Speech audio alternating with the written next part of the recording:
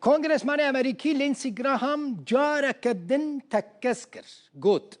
اگر ایرش بچن سر کردان او همو تشتی بکه جبوکو جارک دن جزا لسر سوری بین سپاندن.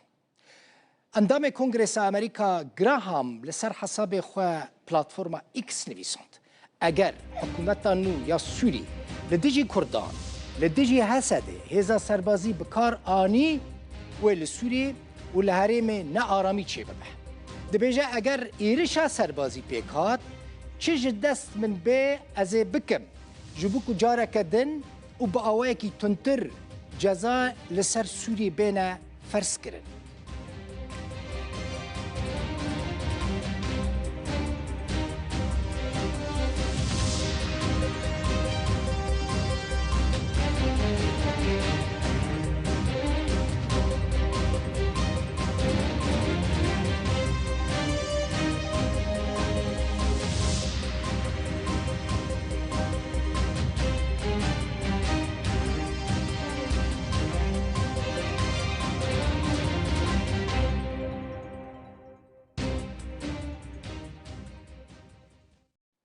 دیار کرده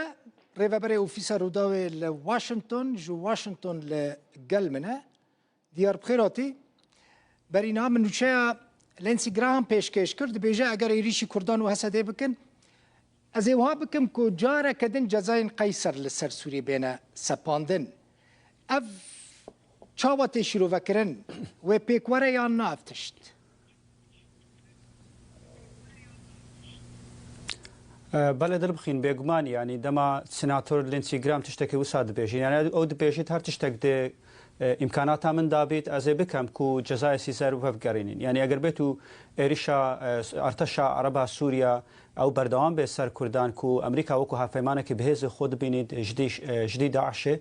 لینسی گرام یعنی خود زانی یعنی یک جوان سناتور کو کلک دیاره و دوست نزیک و حوال نزیک دونالد ترامپ سروک امریکا و پشتی ویش یعنی حواله وی کلک هنش کنگرس سنته دما او دبیشید یعنی او دکارت گل هفکارن خول سنته پروژه آسایک پیشکش بکن و او جزا یعنی اگر جزای سیزریش ونگرن جزای نوب سر سوریا بهن سپاندن یعنی تو زانی سناتور لینسی گرام جیب تنه یعنی و تنه نگرانی اوینینه و تنه او سناتور نیکو داخویان دا یعنی چند روش بوری دا ام بینی جیم ریش کو او برپرسه خود بیشین سروک لیشنه پیوندین دروید سنت امریکا و سناتور جینین شاهین کو او یک سناتور دیار رانکین منبر اوجل عالیه دموکراتای یعنی دموکرات و کوماری نها نگرانیوان پرهنه شوی بویرن کو ل روشاوای کردستان و سوریا دین چبن و از باورم اگر بتو ایرش بردام بن عالیه کنگرس امریکا زخت باش بهت کرن سر اداره کودبت او ایرش بهت سکناندن و پشتی وجی اگر بتو حکومت سوریا یعنی به الیکاریا عندك حکومتين درفه کندا یعنی او ولاتن دنیا کی وکو ترکیه یعنی اگر بتو ایرش بهت بردام کرن امریکا گشار زیاده تر بکات سر حکومت سوريا وام دبينين نها يعني برينها فرماندار سنت كوم امريكا اوجي داخويانك دا او دبي سر اكران دبينين شوازيا شوي بلازدك دس بيش خريان دكين كوبي او بله او يعني اوشي دبيشت يعني اوان شي هاتين السرخه توم بارك نهاش شهاب ليريا تقال جنرال مسلم عبدي تقال سروك بارزاني تقال انا كساد قال هميات شفيت يعني او هوليك برهولغري هناكو او شربهت السكنادن يعني نهاد دف امريكاني شي او تشتكرون زلالاكو او حكومتها ارتشا سوريا كو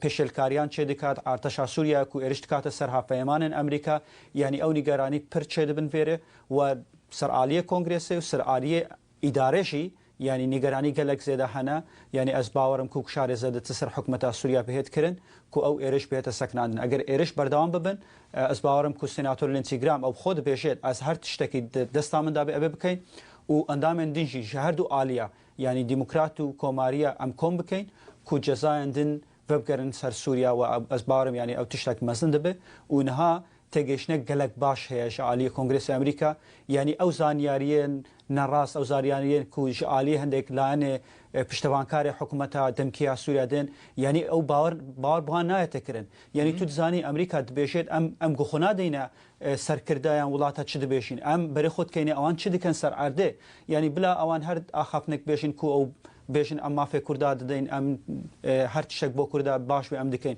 بس سر عرض أم دبين أو إرشة كردا دكن إرشة سر هافمان أمريكا دكن وتشتك كمهم كونغرس يعني زلالة أو شيء أو هێز تكون هات سووریادان باوەڕیا بۆوان نینە و بکارن شەڕێ داعشێ بکەن و باوەڕیە بۆوان ژینینە و سەرکردایەتیان سەرپەرشتیا ئەو زیندان داعشێ بکەن کونەها دشدەست هێزن سووریا دموکراتدا هەیە بۆ ئێس باوەرم یانی وێ هەفتێ بێت کۆنگرس پشیاوان هەیە و لینسی گرام خۆ سەردانە ئیزرائیلیشی کردبوو پەیوەندیوی گەلێک باشەنە و دۆستاوێتیوی گەلێک باش دۆناڵد ترامپێنە یانی ئەگەر بێت و ئەو ئێرش بەردەوام بن جعالیە ئارتەشا سووریەش بۆ کوردان یعنی تشتێکی گرنگتر و تشتێکی باشتر لە عالیە کۆنگرێسێ بهێت چێکردن بۆ ڕاوەستاندنە ئەوان و جەزایە سەر سووریاشی ڤەبگەرن یان جەزایە نووس بسەپێنن بەڵێ دیار تەنها داخفی سێن تۆم داخویانیەک دایە ژە حکوومەتە سووری داخواز دکن و ئێریشێن و دەناوبەرە حەلەبێ و تەبقێدا دەبەت سەر هێزên سووریا دموکراتیک وان ئێریشێن خوا ڕاوەستینە شرع مرسومك در خستو دبیجه و مافی کردان داده و بحثا زمان کردی دکه و بحثا نوروز دکه اوه باندوره که تأثیره که سر رای سیاسی یا امریکی بکه یا نه لهمبری شامه؟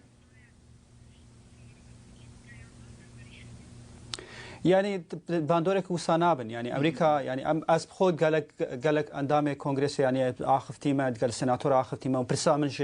اداره امريكا شاتي كرن اگر يعني حكومتها دمكيه سوريا بخازت ما في كردان با يعني بر تشتهر صاده بكن ناوا كومار عربي سوريا بكن كومار سوريا دبل كرد و دروز و هر لا يعني كدي كوب عرب نابين اولاد بولات خو ببين يد دوي يعني دبيت او دستور ما في كردان دبيت دستور به جيگرتن نك سر مرسومه تو زاني مرسوم يعني في امريكا شيت بيجنه اكزيكيوتيف اوردر واتا بريارك سروكاتيه يعني هر سروكك دكاره او روجك دربكا پشتي او پاشگس به پشتي او هلبشيني بس دما دستور جيگرتن او يعني تشتك دمينيتو وكرديجي از باورم يعني كرديشي او خاصن دستور به جيگرتن ولشي عالي امريكان جي او كو اگر ما في كردان بهدان دبي او ما في دستور سوريا دا جيبكرن نك مرسومات سروكاتيه قال لك سباس ديار كردف ريفبري روداوي واشنطن سروک هریما کردستان نیچوان بارزانی پیشوازی مرسوم سروک سوری احمد الشرع کرد در دربار مافی کردان دال سوری سروک نیچوان گرد اعترافا به کردان وکا پیکاته که سرکه و پاراستنا مافی وان گاوک راسته بر به آواکرنا سوریه که نوفا در بیجار ریز گرتنا لپردنگی کوهایه چافکانی هزه نپرچبونو و سوری پرچنا که پیک وجیان اجتماعی به هزد کلمی ولاتی سروک نیچروان بارزانی خواست او ماف به دستوری ده بینه بجی کرن ده بیجان پشتگیریه ددن هولین جبو آواکرنا دولت سوری و همو پیکاتیان دناو خود ببینه جه همو آلیان جی خواست که جه تندیه بدور کبن هر وها گوت او وکا هریما کردستان آمدن جبو آشیتی و آرامیه همو هفکاری و آلیکاریان بکن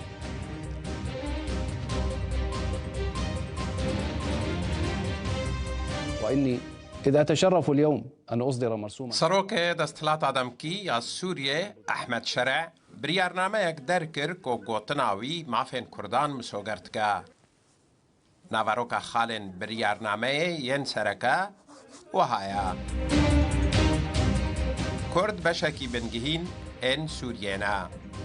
مافی کردان هیا که هنر و زمان خوی دایی که پیش بخن زمان کردی زمانکی نشتمانیه بریارین سرجمهریه سال 1962 آل حسکه هاتن بطال کرن جشن نوروز الحمو سوریه بو بطلانه فرمی جداکاری نژادی قدغیا حسن برو یا ساناس و سرکرده پارتیا الوحده جروداوی را گوت دوابو کو بریار بسراست کرنا راگهاندنا دستور بهات آداین جبر راگهاندنا دستوری اوجی برنگکی وگوهیزه دبا تدها تبا گوت انو امکارن وی راگهاندنا دستوری تعدیل بکن و هر ما في كرد وك ملتك السر اخ اخو دمينه وديرو كاويد افاكرنا سوريا دهيه وحطان بري سوري شباب قريبو وێرەگەهاندنا دستوری دەبچی بکە ئەڤرێ گشی دەبڕی. گۆڤان کنعۆ سەکرەتەرێ پارتیا ڕۆژ ji ڕوودا wêre got cihê mafên gelê Kurd destûra Sûriyeyê. راستی ev mersûmê got ji serokê Sûriyê ve guhêz hatiye derxistin ji bo miletê Kurd fêrî nake dibe ku gaveke destpêkî wê dê mixabin gerek ne bi vî rengî bê ne biriya mersûma wê gerek mafê miletê Kurd ê netewî di destûra Sûriya nû de bicî bibe. Ev biryarnameya serokê desthilat demkî a Sûriyê piştî serdana hêzeke Amerîkayê bo bajarokê Dêrhafirê û beriya biryara fermandarê giştî yê Hesedê Mezlûm Ebdê bi vekşandina hêzên xwe bo Rojhilatê Feratê hat. Hüseyin Umer, Rûda û نوچه کلزگیناتی تماشاوانی نیجا براد کوپر فرمانداری ناوندی امریکا دبیجه ام پیشوازی لهولدانین بردوام این همو آلیین لسوری دکن خواست ایرشین که لطبقه چید بن جالین هزن عربیین سوری و ارتش عربی سوری و دبیجه او ایرشین که ارتش عربی سوری دبن سر هزن سوریا دموکراتیک وان ایرشان راوستینن جبرکو دبا سدما وياكي كو ريل بر وياكي ورا فكرن كو داعش جاره كدن زندي ببه افجي برات كوبر داخياني ويبو مخص هم ببحثن روجا بين شمي چند جنجن كرد وينه شهيد زياد حلب لكركوكي دوني بو لي بشتي چند ساعتان هنا كسن الناس او وينه قطان دنو افيتبو جاره كدن جنجن كرد وينه شهيد زياد لطاقة كردستان الكركوكي دانين وجالين أمني خواستن كو ويويني بباريزن بامنير روداوي هو حسام الدين زانيارين زيادة تردده سلاوتان لبيت بو جاري دوام ويني شهيد زياد حلب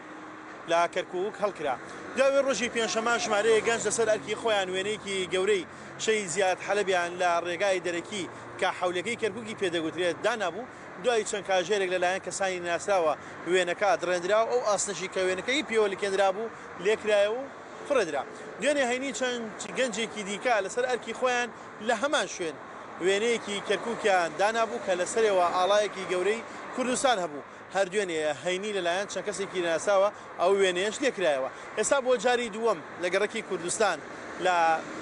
بە دیاریکراوی لە ناوڕاستی گەڕەکی کوردستان لە فلکەیەکدا جارێکی دیکە وێنەی شەهید زیاد حەلەب دانراوەتەوە خەڵکی ئەو ناوچەیە لە سەرەکی خۆیان کردویانە داواکەن کە هێزانامنەکان و ئیداری کەرکوو ئەو وێنەیە بپارێزن هەندێک خەڵک هەیە پێی وایە کە ئەو وێنەیە سمبولی ئازایەتیە بە تایبەتی کە زیاد حەلەب لە ناوچەکانی ئەشرەفیە و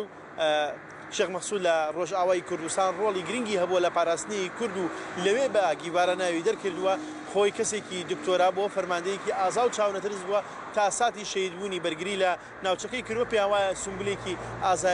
ئازایەتی هەیە و مافی خۆیانە کە لە نزیک ئەو ناوچانەی تێدا نیشتەجێ دەبن